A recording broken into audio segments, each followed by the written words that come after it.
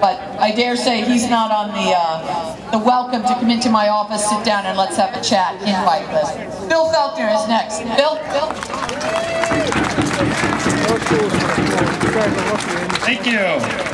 Thank you for the introduction, Helen. Yeah, I'm Bill Felkner with Ocean State Policy, and as Helen said, we do produce a lot of policy research in the hopes that our legislators make a wise decision every once in a while.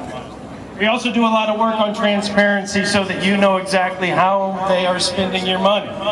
So today I thought I'd step into a few of those. In the next few weeks we're going to produce a book, a little booklet called the Piglet Book. And it's going to outline millions of dollars of wasteful spending that's done right here and across the nation, but specifically in Rhode Island is where we have the problems, and we're going to focus there. And I mention federally because Rhode Island's not unique. When a legislator says that the money's coming from the feds, so don't worry about it, remind him that you pay for that money. Keep this in mind, and I want to start a chant today, we do.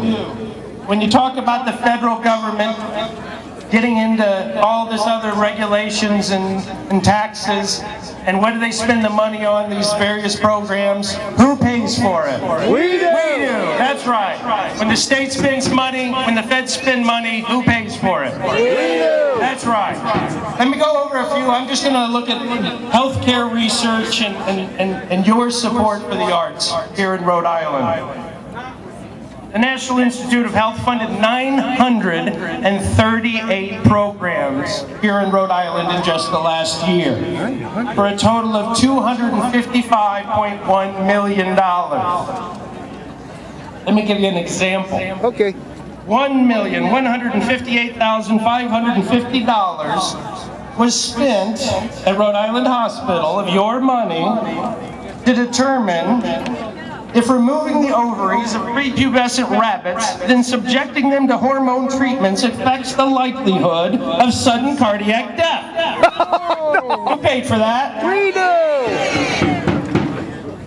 $467,474 to decrease the sexual behavior in an attempt to prevent HIV. In Uganda. Uganda, for God's sake. That was here in Rhode Island we spent that money. Now, God bless Uganda, but we've got some problems here. Who paid for that? Yeah, are you happy? I love this one, though. $179,704 to determine whether postpartisan depression and other postpartisan mood disorders are related to changes in sleep habits of new mothers.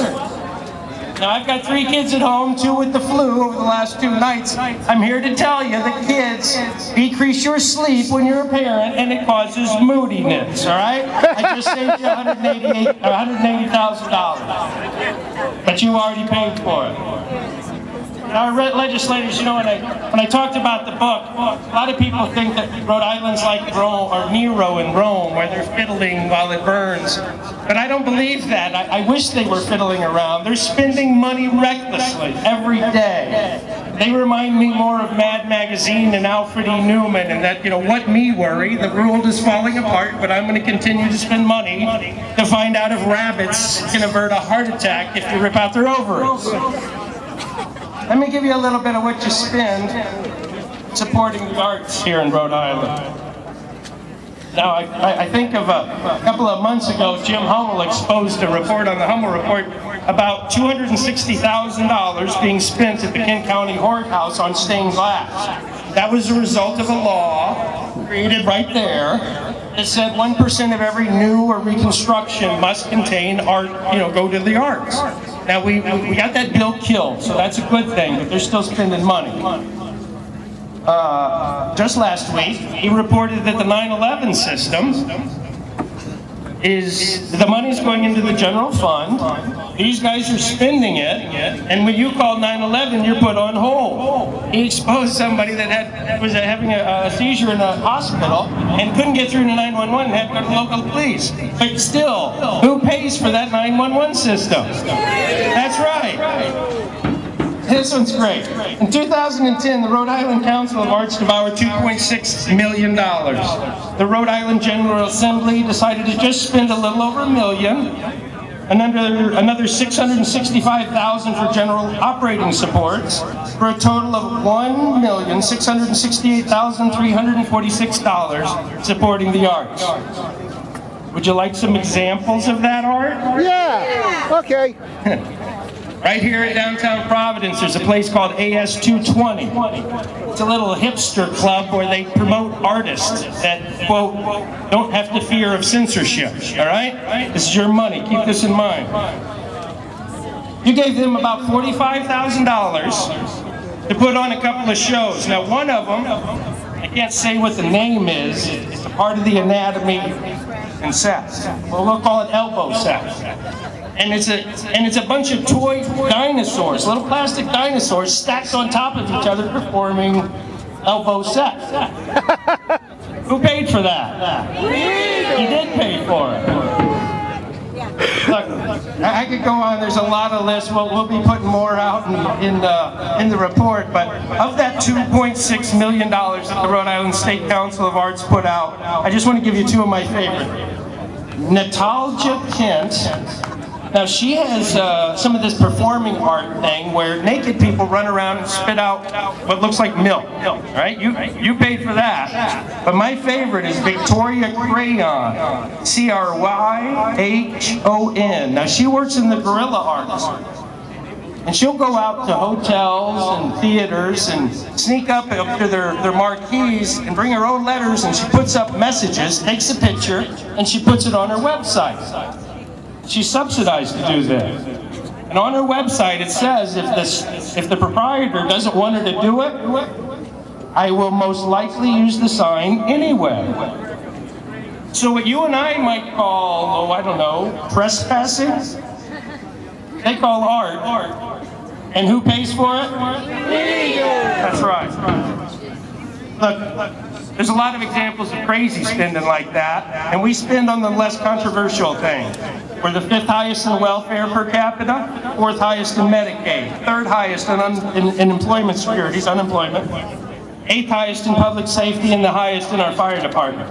Right? We spend too much money, that's the bottom line. All this causes taxes, and it kills our economy. You know, just today, our friends at Anchor Rising, a great blog, you ought to go to it every day. And they reported, as Helen just said, that Rhode Island's been named the 7th worst place to make a living. And that's not a surprise to any of us, it's all because of the taxes. Also reported today, House Speaker Gordon Fox said, before we go to the taxpayers and say we need to increase your taxes, we need to build some credibility. And say that we have turned over every stone, every nickel, and every dime. Now I've just uncovered a few stones here, no pun intended. And I think there's quite a bit more than a few nickels and dimes. So I think the message we want to give is there's a lot of people with good ideas. OSPRI, a lot of groups, school choice, right? Cheaper schools, better opportunities. You can get the middle class and welfare off Medicaid, and other middle class and affluent off welfare and Medicaid, right? Maybe some people that come into this country that aren't supposed to be there in the first place, get them off of welfare, right? And we can privatize as much as we possibly can. Privatization ensures competition, which ensures efficiency. It's as simple as that.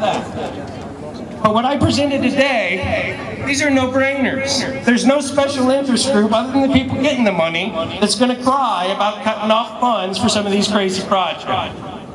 But just remember, who pays for this? We do. And tell them you don't want to pay for it anymore. God bless. Thanks a lot.